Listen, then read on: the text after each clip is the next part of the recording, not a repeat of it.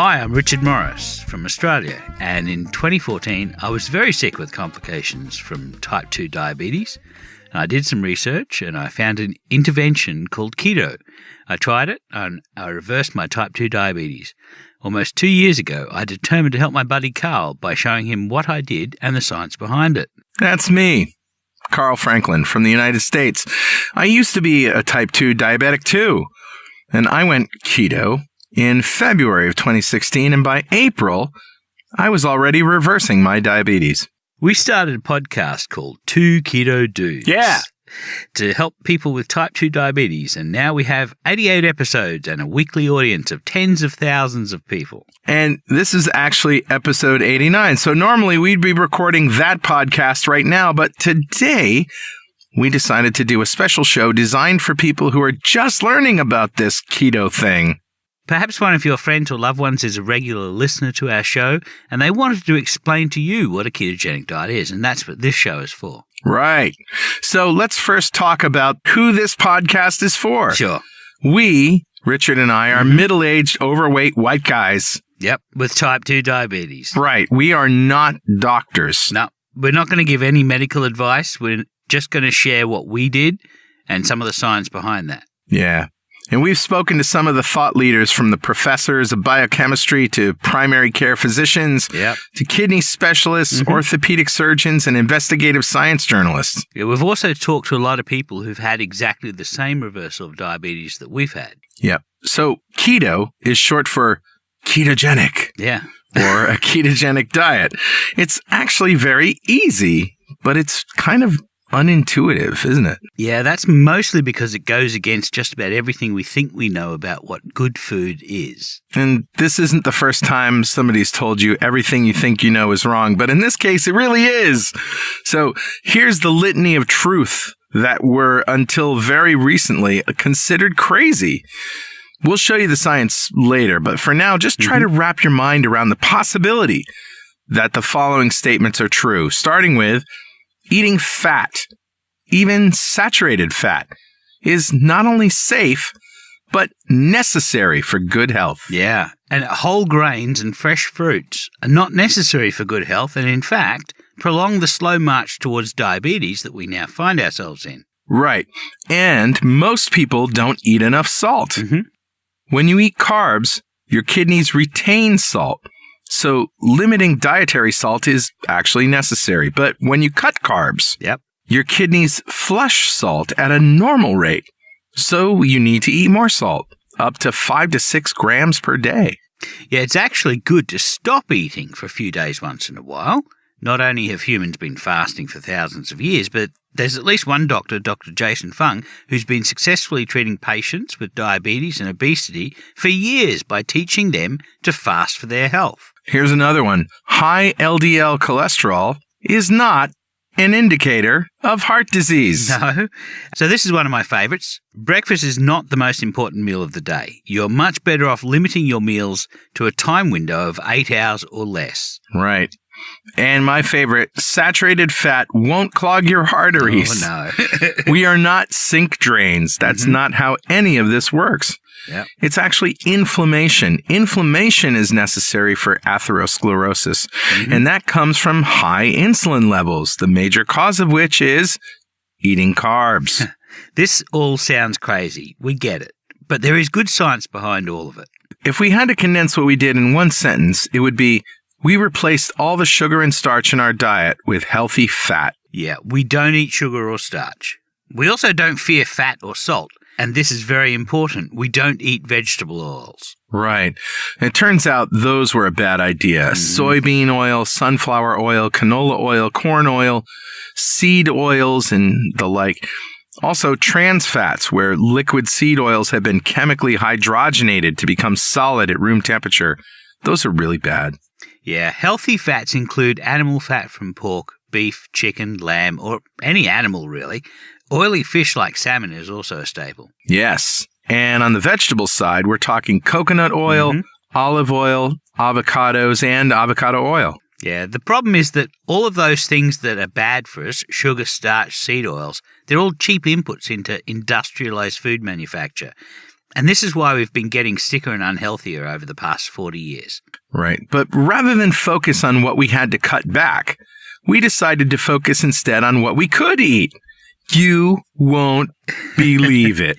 Keto food is delicious. Oh. What's not to love about bacon and eggs, smashed avocado, fatty steak, all the French sauces that you can make from butter and oil? Yeah. I always keep a pound of cooked bacon in my fridge. When I want a snack, I take out a piece and spread cream cheese or brie on it.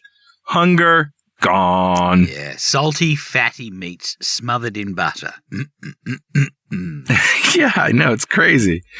Well, we also eat green leafy vegetables like broccoli, cabbages, Brussels sprouts, spinach, and I eat a salad with just about every dinner. But the difference is I don't spare the blue cheese dressing.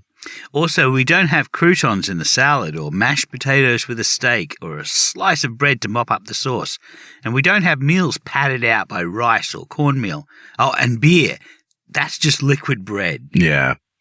Sure, you miss these things initially because you've been eating food like that all your life, but you can find alternatives. There are low-carb beers, breads, and noodles. You can make sweet foods that have no carbohydrates and won't make you sicker. But a few weeks of not eating sugar and suddenly you lose the taste for sweet foods. Think of it this way. Let's say you have poison ivy. You can't imagine not being able to scratch it when it itches. Right. When the poison ivy goes away, do you still scratch? Nope. You'd kind of be stupid if you scratch something that doesn't itch, right? Yeah, that's right. Wouldn't you just like the itch to go away, even though scratching feels so good? Yeah. It takes 2 to 6 weeks for most people to adapt to this new way of eating, and all of a sudden everything changes. You have energy. After years of your body being starved of energy, you'll want to get up and move. Your body will demand it. Yeah, the biochemistry is that when we eat sugar or starch, we make insulin, and that switches our body away from burning fat and towards burning glucose for energy, and we start storing fat instead of using it. This is a normal response that we evolved to store energy at the end of summer when fruit was ripe. Yeah. It makes sense when you think that we had to build a reserve of energy to survive the winter. Yeah, bears naturally become diabetic when they are preparing to hibernate. They gorge on berries available at the end of summer, and they put on a lot of body fat to last them through a long winter hibernation. Diabetes is just the normal mammalian hibernation reflex. The problem today is that we can have fresh, ripe fruit all year round. Right. And we can grow and store grains for months. Yeah, we're always in summer and we're never in winter. Yeah. And our bodies didn't evolve in that environment, so we're poorly equipped to handle that.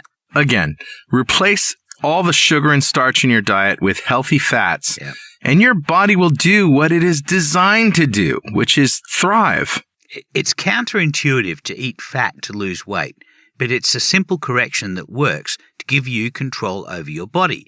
It's like when you're learning to drive in icy conditions and you get into your first skid. Your first instinct is to steer out of the skid. But if you steer into the skid, you regain control. Yep. It's totally unintuitive, but it works. Yeah, it's like that with your metabolism. In an environment with high dietary starches and sugars, you lose control. Your blood sugar swings back and forth all over the road. Yeah. So that's basically it. Eat bacon and eggs cooked in butter or bacon fat. Put heavy cream in your coffee. Eat salty, fatty meats when you're hungry and stop when you're full. And don't be afraid to skip a meal if you're not hungry. You're not going to have to go hungry to lose weight. Right. When you get your energy from fat, your body doesn't care if it's getting energy from fat on your plate or fat on your body. It's all the same thing. That Krispy Kreme we ate a decade ago is still powering your body. Yep. When you train your body to use fat for energy, it will always have energy. Right. You'll become less hungry. Mm-hmm. And now you can go without breakfast because the energy you've been burning all night while you were asleep will still be available to you. You can even go a few days without food if you want. One of the biggest problems is that we've become used to buying meals already prepared. Oh, yeah. as a society, we've lost the skill of making meals from food. So we've convinced ourselves that we don't have time to cook. Yep. As a result, we end up eating prepared meals that have been filled with hidden sugars, starches, and unhealthy fats that have been added to give foods longer shelf lives. Sure. Now, we realize not everybody likes to cook. Mm-hmm. So we've got a few tips for surviving the first couple weeks. Yep, and it could involve a few trips to McDonald's. Isn't McDonald's the problem? Yes and no.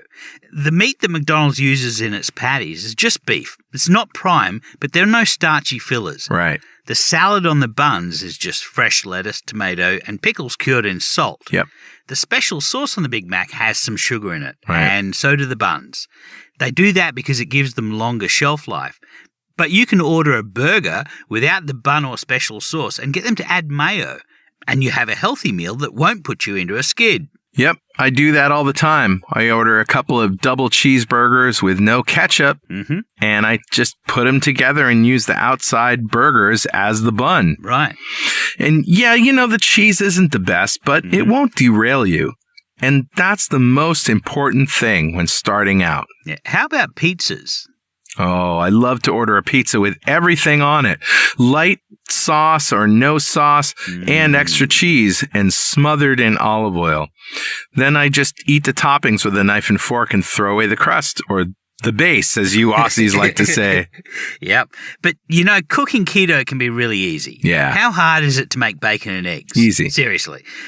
And there are so many ways to cook eggs. It'll be weeks before you're bored with them. Scrambled, fried, poached, omelettes. Plenty of options. I noticed you didn't say anything about becoming bored of bacon. Seriously, who can get bored with bacon? I know. But steak is also easy to cook.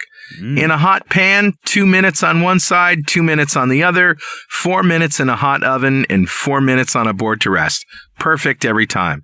Just don't let your butcher cut the fat off. That's the good part. Yeah. And we know where you can get some amazing low-carb bread. Yeah, there are a lot of commercial low-carb breads out there. Most of them are junk. Because they're made with wheat. Right, but we found a bread made with yeast that has no wheat, no gluten, and practically no carbs. It's from Foxhill Kitchens in Vermont. You can order it online at bread.2keto.com. And how about alcohol? Surely that isn't good for losing weight. Well, beer is just liquid bread. It was invented by the Egyptians to provide a massive shot of energy to build pyramids. But we've found many low-carb beers and even one zero-carb beer in Australia, which you can find at beer.2keto.com. Also, it turns out that hard liquor has 0 carbs. Bourbon, scotch, rye, gin, whiskey, vodka, even some dark rums like Gosling's and Captain Morgan, which taste sweet, have 0 carbs. Yeah, you don't want to drink too much, but a drink Right. after dinner will only pause your weight loss temporarily while your liver metabolizes the alcohol. Yeah, drink responsibly, kids. And while sodas are usually just a delivery device for sugar, if you have a serious soda habit, you can wean yourself off onto artificially sweetened sodas. Yep. They aren't great for you, but in moderation, they won't derail you like a cup of sugary Coca-Cola will. And coffee and tea, those are perfectly fine. You can even turn a cup of coffee into a meal replacement by mixing in some coconut oil or butter until it emulsifies and goes creamy. Or just use heavy cream. Yep. When I'm in the USA, I like to sometimes have a double shot of espresso from Starbucks. It's a doppio with steamed heavy cream. And then I don't need anything else to eat until dinner. Right. Now, sweeteners are okay in moderation, but if you use them every day in the beginning, they may become problematic. How about vegetables? Well, we eat the green leafy variety. Yeah. Any vegetable that stores its energy over winter underground, like potatoes, carrots, beets, even sweet potatoes, Yep. that's all starch. Yeah. That's how plants store energy, but it'll derange people like us. There are some exceptions like Jerusalem artichokes that make starches that won't derange us. But they may send you running for the loo. Yep. We call them farty chokes in our house, but you can make chips from them that are pretty good if you have a Jones for crispy food. Right. And if you really want a good, crispy, crunchy snack, try our oven-baked cheese crisps.